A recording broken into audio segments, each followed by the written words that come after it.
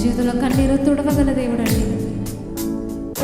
ఇంకెంతకాలం ప్రభా ఈ జీవితము, నా జీవితం ఇంకెంతేనా, నా జీవితంలో ఇంకా కార్యము చేయవా అని అడుగుతున్నావేమో.